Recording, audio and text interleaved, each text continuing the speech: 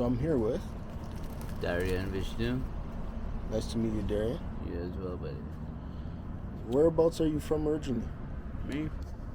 I'm originally from here, Edmonton, but my parents divorced when I was like 4 years old, and my mom took me back to Trinidad and Tobago in the Caribbean with her, because my dad, as a single parent here, would not have won in case in court, you know.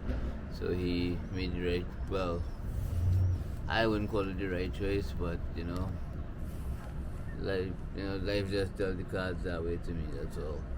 So yeah, I stayed in Trinidad till I was 19 years old, and I moved. I had my own business and everything at that time, because I was a bit of a rebellious kid. My mom was never around, new boyfriend, new job, something. Some of those I've never seen her much. Spent more time with my grandparents and learned a lot from them. And they were even proud enough of me that they helped me start my first business, which is a car and audio detailing company. So I used to enter along a lot of the car shows and sound offs in Edmonton, in Trinidad, sorry. And I won a lot. I was a little bit, I guess, arrogant, because I won 19 of the 20 competitions. The 20th one was a week before I left. I couldn't believe I lost that one. I was like, mother, sorry. But it was just this old guy from Tobago, Sister Island, and he had nothing to do, so he just decided the exact speaker I was using was a Juggernaut 3000 watt RMS 18-inch sub, dual coil, everything. I had 6 of them, which required 6, Bose IQ monoblock amplifiers, 3000 watt RMS each as well, to match perfectly. This fucker came up with 10. Sorry again. This guy came up with 10 of them. Just because he rich and he had nothing better to do, man. Like, he had nothing personally against me or anything, but holy hell. The night before the competition, I ran into him at the hangout spot in central Chaguanas. And that's when he pulled up for the first time, and nobody knew who he was, and then he kicked off. I was parked from here, let's say, to that tree, which is roughly, I would say, 30 feet. Like, my entire van started shaking as well. I had to ask my cousin to give my girlfriend to bring her home. I had to leave. I had to go and make a few adjustments. Like, now going up against 4 extra Ds, that's 12,000 watts, man. Like, how do you manage that? But How was it when you moved back to Edmonton? You know what? I moved back here in 2008, and I must say, some things I do actually vaguely remember. And I'm not just saying that to tell myself that or anything, but I do actually remember these things, and it's kind of cool, like West Edmonton Mall and those stuff. A lot of things have advanced, and and a lot of things have deteriorated, but hopefully with time everything will get replenished. The earth will, hopefully the humans partner up and let the earth replenish itself. I don't see that happening anytime soon though, unfortunately. How old are you now? Me, 34. Yeah. And what's your current situation?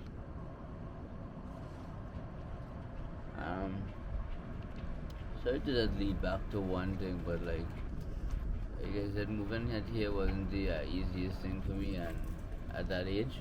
But what had happened in particular too is that I moved here because I've been living my life as a rebellious kid, like I said. So I kept hearing, you need a male idol in your life, you need your father in your life, you need something, right? So that's why I sold my company and decided to come out here to meet my dad. He didn't tell us he had another wife and a new family going on for him already. guess that's something he thought was best unsaid. Oh, Do I you, know do it. you still talk to your dad? I want to. I do. I just don't know what to say to him. I just, beyond that too, I just want to be hard to tell him what my life is. You know, everything that happened to me. Are you currently using any substances? Uh, yes, I am. And what's that? Let's just say I'm an all-rounder. I started with weed, then moved on to coke, and Molly, and ecstasy, then Molly, and then, it went in order. The primary order should be in, right? So I have this tolerance to almost every drug now, that if it's there, it's there. But it's not something I go looking for. My main choice of drug now is fentanyl. Is what they call it, but I guess it's a synthetic heroin. So How did you get into that? I was having a lot of back pains as a teen, and I couldn't figure out why. Up to this day, well, they finally figured out why, but it took them a while, right? It took me to move to Canada for them to find out when I was working on this since in Trinidad. I just turns out that a few of my spinal vertebrae are fused together. So yeah, that's the whole issue behind the pain.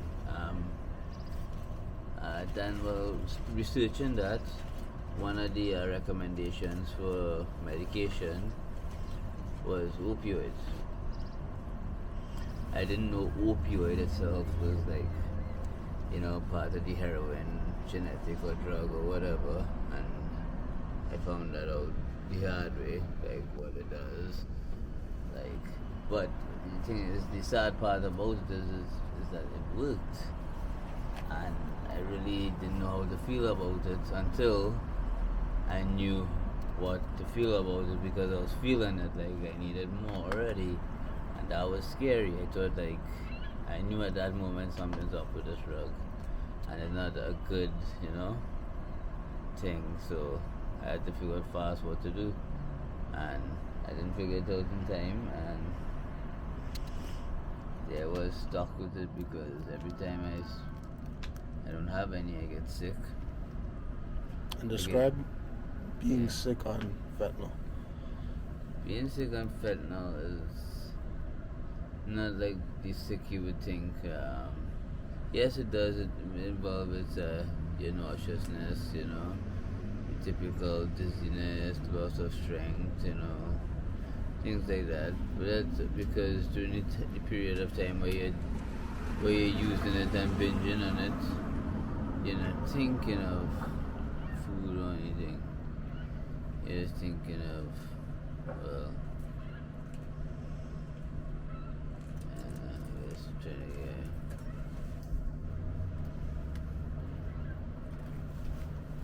okay, this is properly. You're trying to just do one thing exact appropriately, I guess. But I don't know, because I've had to turn to dark options to fill my want, my need, my what do you call it, my addiction, and it's not fun, man. Sometimes you don't end up doing it, but the fact that afterwards you think about what you were thinking about doing, it's dumb. I've had so many friends, and that's very rare for me because of, like I say, I didn't go to school or anything. So the little few friends I do have, I cherish them. I require them in my life. Other than that, because loneliness is the nearest thing next to sadness for me. don't know. So that's another reason I get burned so many times, because I'll take a chance on almost anyone because of that almost that desperate for friends. And if some people learn that, that's a very dangerous weapon in their hands. What are some of the craziest things you see in Edmonton being homeless? The craziest things I've seen, some of them simply start with love, boyfriend and girlfriend. And still, they'll always somehow lead back to a drug. And this is a woman or a man that you spend your entire life with, that you plan on spending your entire life with. And instead of being an honest person and sharing like you should with that person, what you do is you steal the last bit of the, whatever it is you get to or share. You steal the last bit of it. And the price of these things are so ridiculously cheap that when you realize, wait, your woman left you for dead and took all your stuff with you. Sorry. Every last bit. Yeah. That's how it is, man. Thank you very much for your time. I appreciate it. Yeah, I'm sorry I couldn't be more uplifting,